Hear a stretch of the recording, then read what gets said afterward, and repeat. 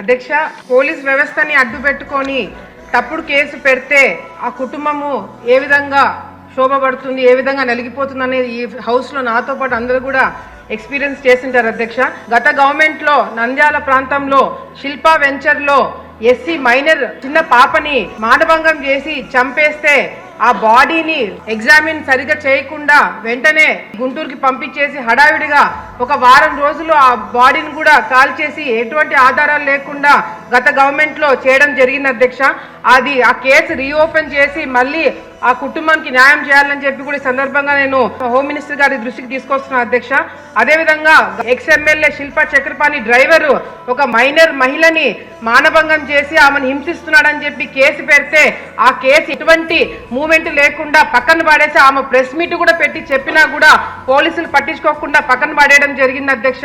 మొన్న ఆమెకి నోటీస్ వచ్చింది అధ్యక్ష. ఏమన్నది తెలుసా అధ్యక్ష, కేసుని ఫాల్స్ చేస్తున్నామని చెప్పి మొన్న ఆ మహిళకి నోటీస్ వచ్చిందని చెప్పి తన నా దగ్గరికి రావడం జరిగింది అధ్యక్ష.